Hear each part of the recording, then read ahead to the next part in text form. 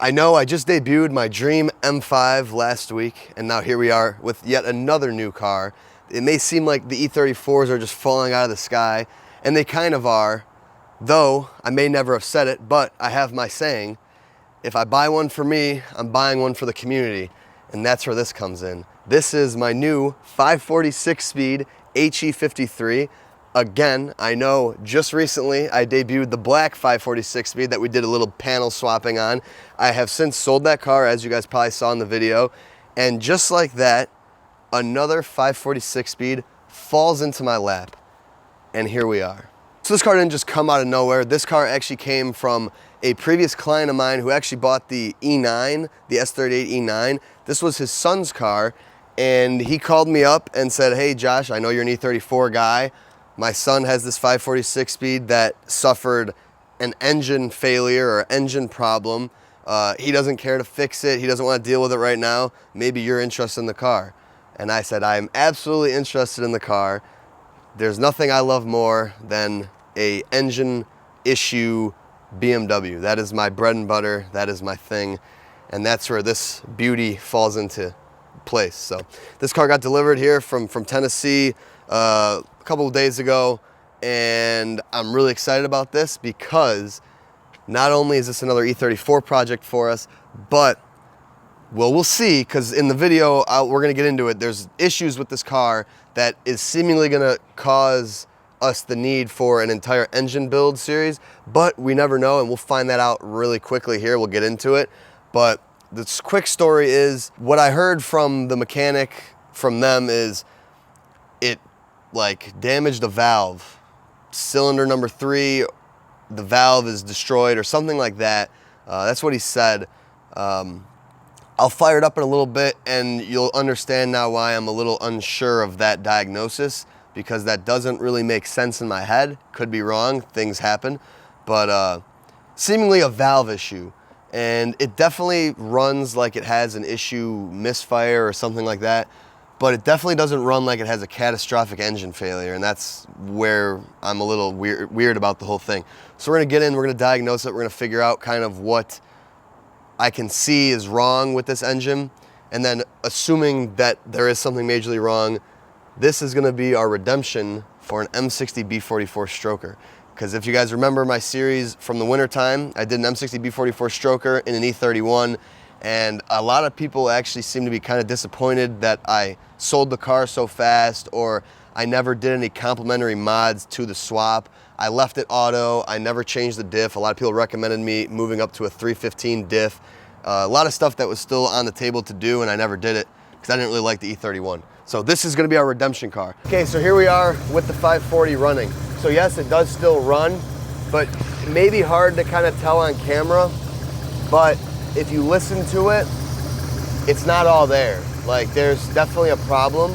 Now, inherently, from what he told me, a damaged valve, typically you would think catastrophic failure, like if a valve cracked or was bent or anything like that, typically, or if it dropped, you would be hearing it getting banged around in the engine, and it would be a catastrophic failure. This car clearly,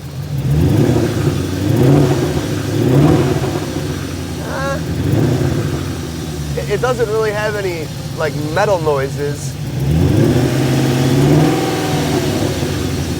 Now I was wondering there, I thought I heard something, but I mean, it revs up and it definitely doesn't have any metal in the engine noise, which is why I'm even kind of going about this, because it doesn't seem like it's the issue that the mechanic mentioned.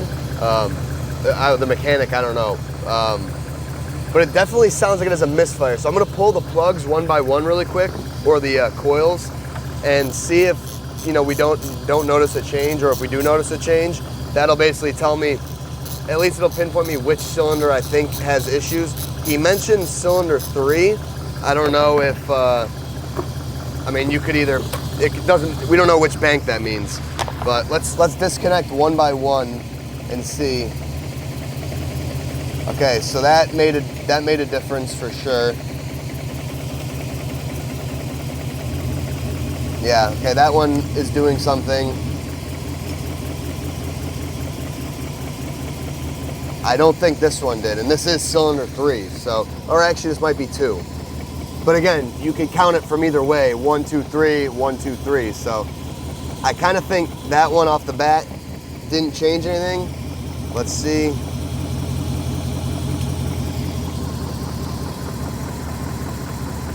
This one didn't really change anything either, actually.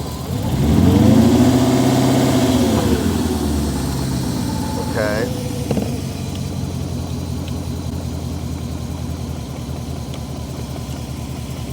Let me go back and rev it.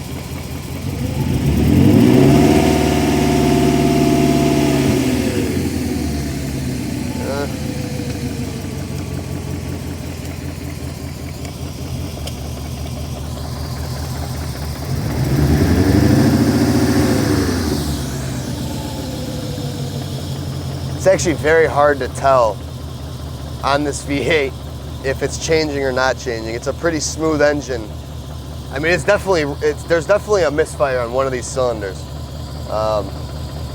Like right now we got 4 unplugged, and that's definitely noticeable.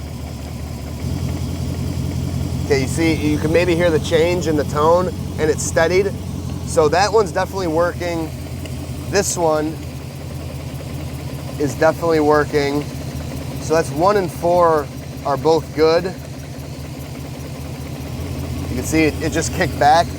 But now I feel like 2 and 3 aren't changing anything. Let me watch this closely. Oh, no, okay. 2 did change, so now that leaves us with 3. Okay, I do think it is this third one, because I don't think I heard that tone change like I did with the other 3. I mean, it runs half decent. It just definitely has a misfire. And from his description, the misfire is not related to a coil pack or something. It's related to something worse. So that leads us now, we're gonna shut it off and we're gonna actually get the Boroscope in there and see what we can see.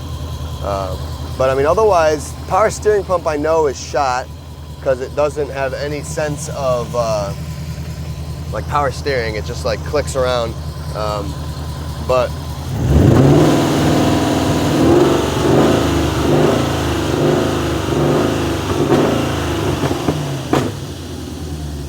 yeah, this thing has an exhaust on it. And by exhaust, I mean, I think it's got a muffler delete.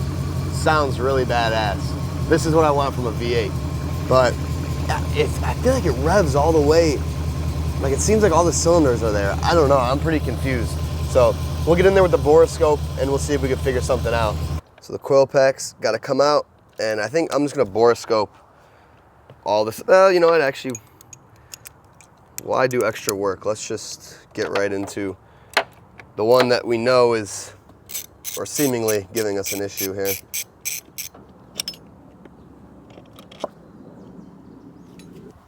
Oh, okay.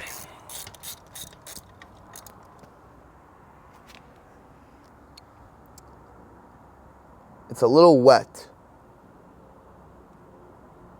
It's actually a little all over the place. We got one thing looks a little rich, one looks a little lean. Unsure, but let's grab the Boroscope and see what the inside looks like. Let's see what she does for compression. This is the cylinder that we're suspecting is having problems, so we'll see.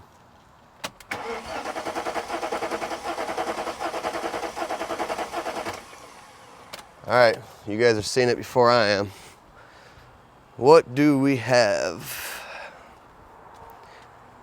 Ooh, 0. Okay, so we got 180 on that cylinder, so. And we know the gauge works. Let's try the cylinder one more time, because 0 is crazy.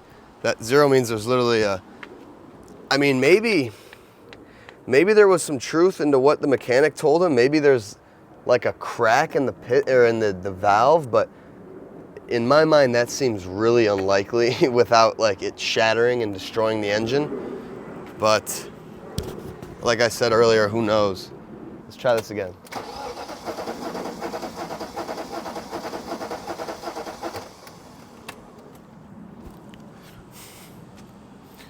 Oh yeah, that's That is a dead cylinder.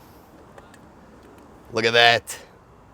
No bottom end is gonna ever be a dead zero. That basically is telling me that we're not getting any, one valve is always open. It's not supposed to be, right? It's supposed to be one or the other. So that tells kind of everything we need to know. So we got our Boroscope here and we're on. Okay, say hi everyone to yourselves. All right, let's go in there and let's see what we see. Oh, pistons at the top.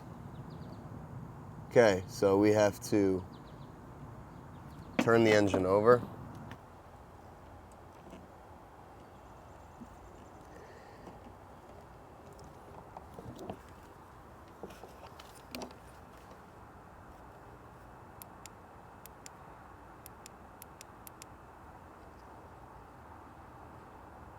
So I believe I'm looking at top of the piston, which looks pretty normal. It's our cylinder wall. The cross hatching actually looks really nice. Let's look at the other side. This is hard to do. That right there, if you could see, that's our cross-hatch cylinder. And that's our piston top. No damage to the piston top. I don't know if you guys can even see this, but the cylinder walls look really nice. That's the other side. I mean, look at the cross hatching. It looks like mint. So that's the very top of the cylinder. And then that's kind of, our valve's gonna be right over there, which I'm having a hard time seeing, but cylinders look good. So it doesn't look like a Nicosil failure. I'm unsure if this engine was replaced under warranty or not, but cylinder definitely looks good. So cylinder walls. So now I'm gonna go in here and I'm gonna fight to see these valves, which are just absolutely troubling me. Because I got the Boroscope working again with a piece of dental floss to rotate the head, and I was able to actually see up at the valves, and to my surprise, we have this. You may not know what you're looking at in this. Let me get you guys a close-up here without a glare. So, what you're looking at right there is a hole in the, I believe that's the intake valve. Smaller, I think the exhaust valves are bigger. Here's a couple pictures. That's a close-up right there. So you can see this engine blew a chunk out of its valve. So obviously no compression because it's all going straight through the valve as if it's always open. And that is the culprit of our zero compression.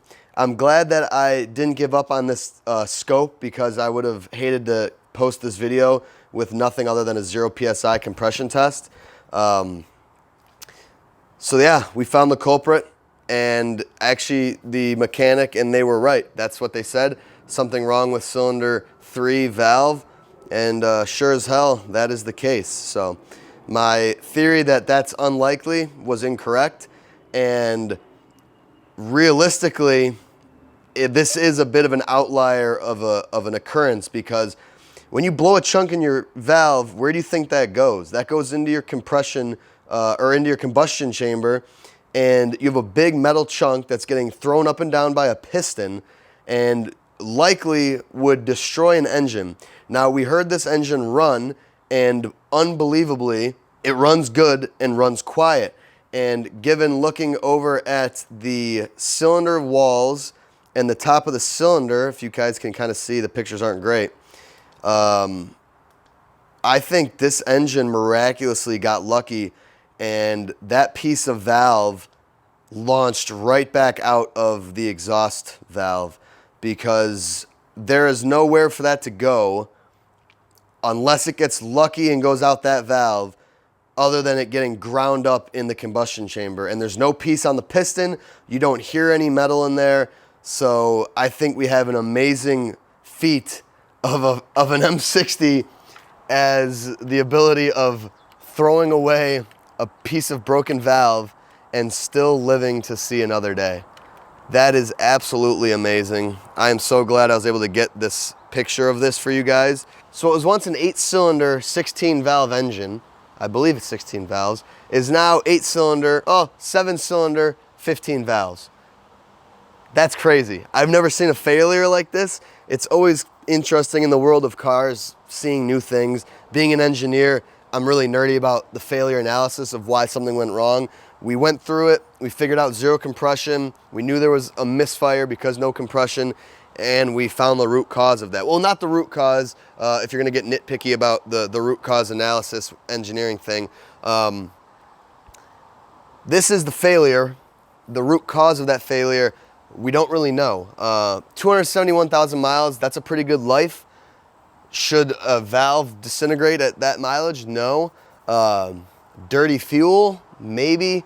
A contaminant in the engine? Maybe. Like the valve came up on like a piece of debris in the seat and it was just old enough and weak enough to where coming up quickly, it kind of cracked it and broke off a chunk. That's probably more likely in my mind. But nonetheless, pretty interesting. Now, what's even more interesting is, could probably, if I wanted to, get away with just taking the valve cover off and replacing the valve. I think you could do that with the head on. And I could get this thing back to perfectly normal because there's no damage in the engine, which is insane. Don't know where that chunk went, but I think it's out of the engine. So, this is a perfectly good engine still. We could do that, but I think with 270,000 miles, there's a 4.4 on my stand. Why not do another stroker build? I'm sure you guys want to see it. I kind of want to see it in a car that's actually fun. So, you know, I think the stars are kind of aligning here. I might as well just do it. That way I could really go through the engine and make sure there's no valve pieces and metal that wore certain things. Because we wouldn't want to find that out after doing any sort of work. But yeah, we figured it out. Pretty crazy. Always something interesting with these cars. Cannot wait to get this thing up and running and fixed and obviously document the whole thing. So thank you guys so much for watching. I hope you enjoyed this little analysis series of this 540, and we will see you in the future episodes. Thank you again. Peace. Bonus clip. What's even better is how amazing BMW engines are. Is this thing could chew through a valve and still absolutely rip.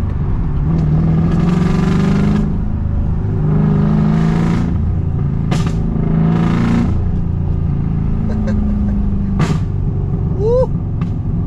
This exhaust setup's pretty crazy on this, I'm not gonna lie. It's a little wild. I think I went under there and looked. Cats are gone. The muffler's gone. I think it still has the like the resonators, but the problem is it's cut a little short, so it's a little loud and a little fumy because it doesn't let out at the back of the car. It lets out like somewhere in the middle. So that needs to be addressed for sure. When we do the build, we'll do that. But I just wanted to I just wanted to take you guys for a quick little spin and show that it does in fact run and it rips down a cylinder, so the power is not all the way there, but it's definitely still got some V8 power left into it. I don't know, man. I don't know how many engines, you know, in cars could really blow through, you know, a chunk of their valve and then still run like this decent. It's pretty amazing. So just want to throw this bonus clip in.